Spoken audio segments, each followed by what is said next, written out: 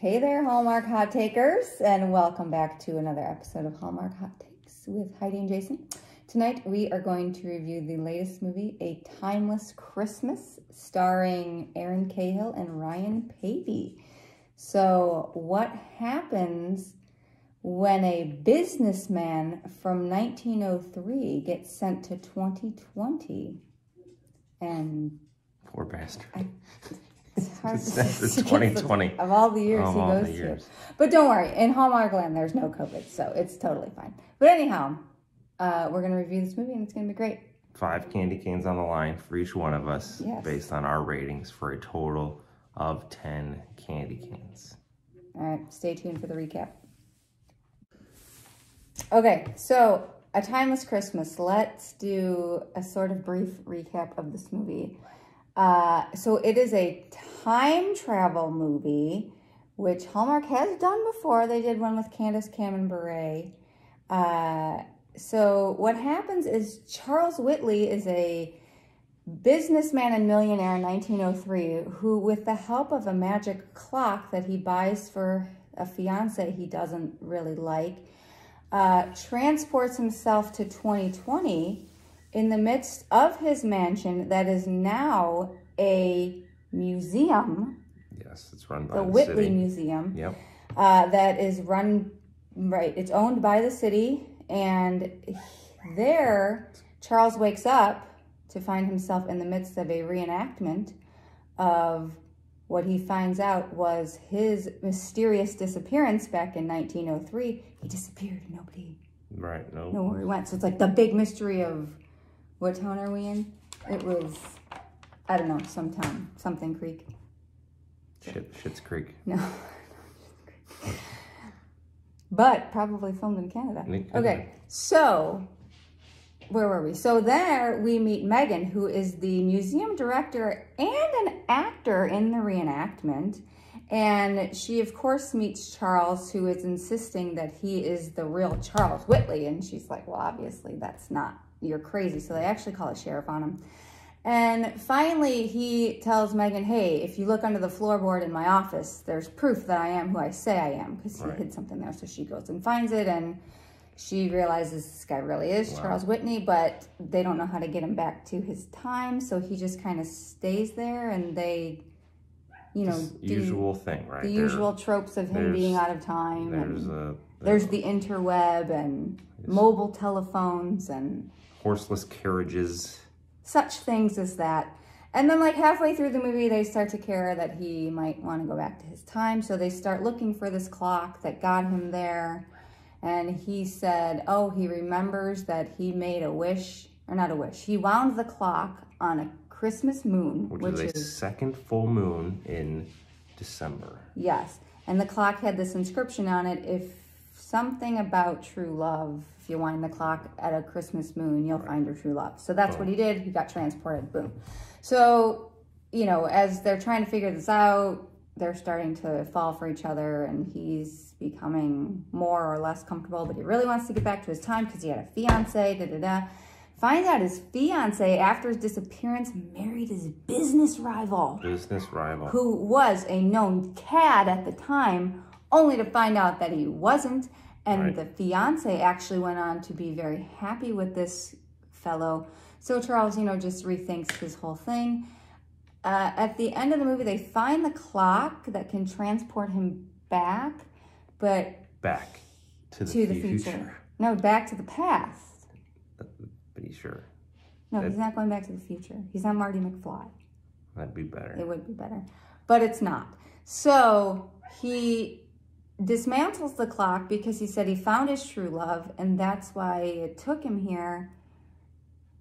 And he stays. And him and Megan get together, and that's A Timeless Christmas. That is the recap. That's the recap. That is all that happened in this movie. We ready for a review? Yes. All right, hold on.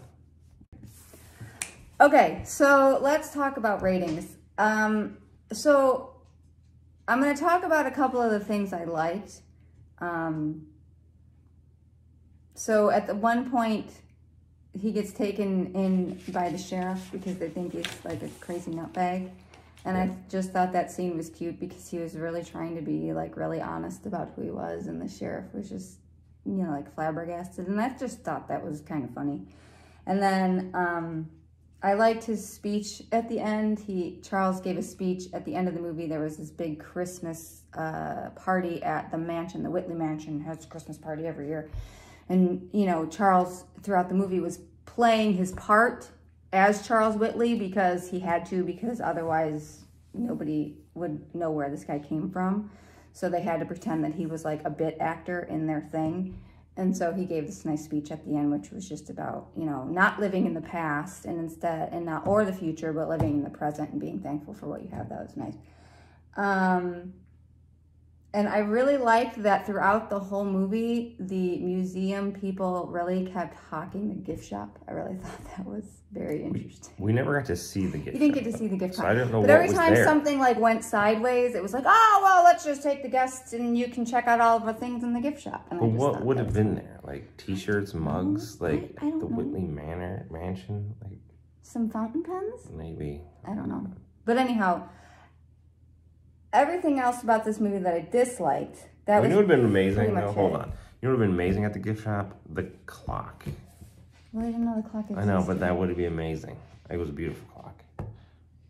Okay, first of all, it took a long time to tell this story, and nothing happened. Like, he comes from the past to the future.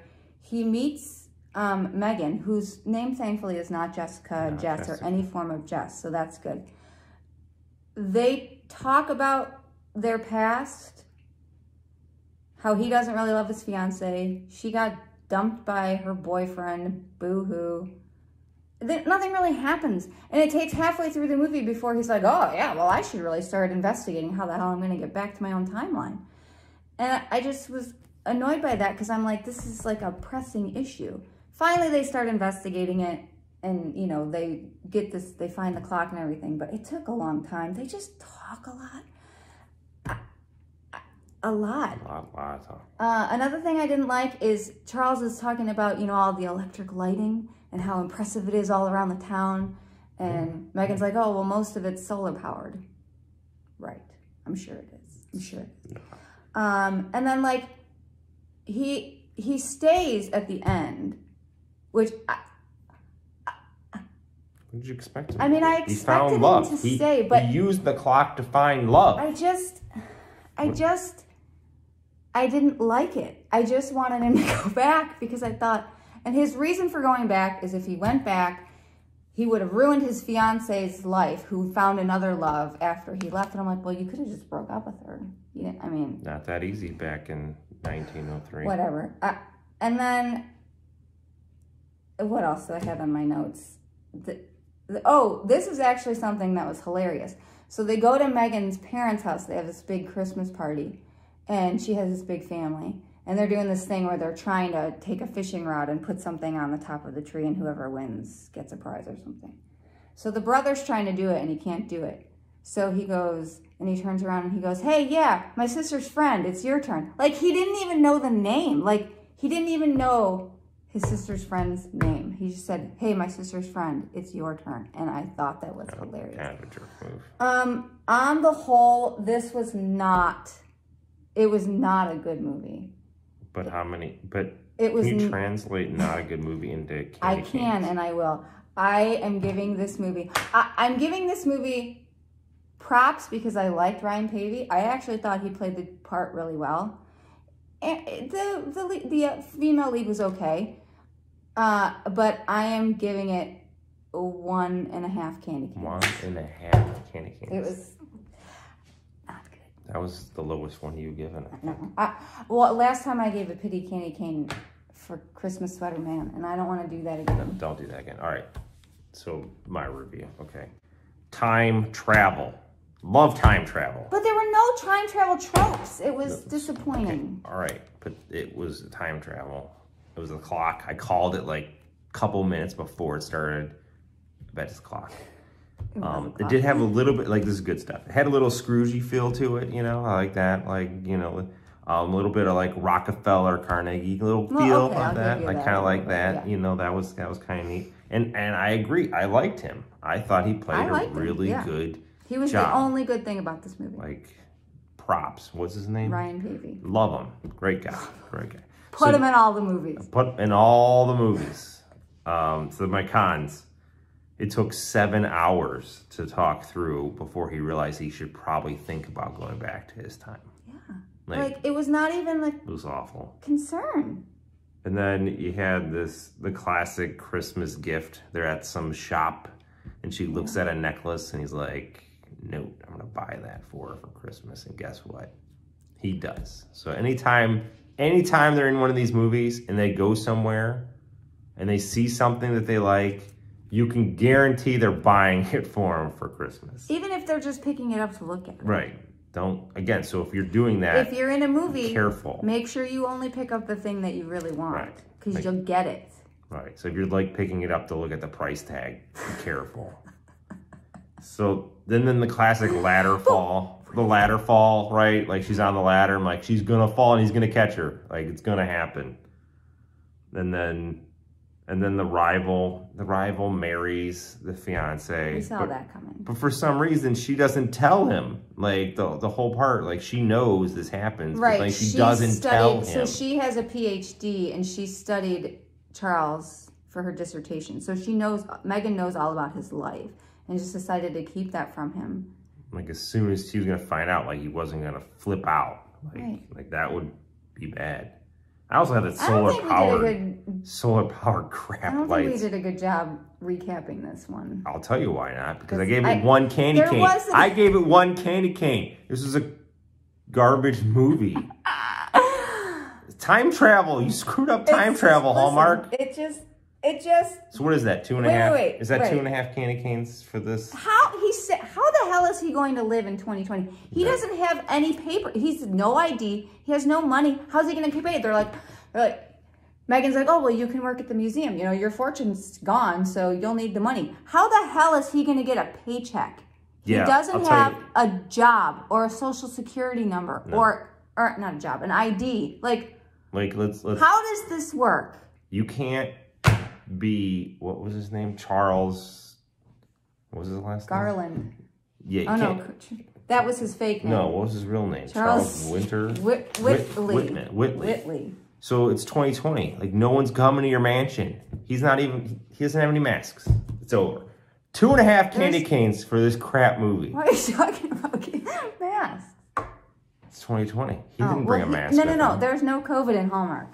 Oh, you don't have to worry about that's that. Good. He doesn't good need that. For him. So this movie was not good. So 2.5 candy canes, which puts it at the bottom. This is even below Never Kiss a Man in a Christmas Sweater. I gave it 3 because of the pity. For my half a candy cane, which is what it really got.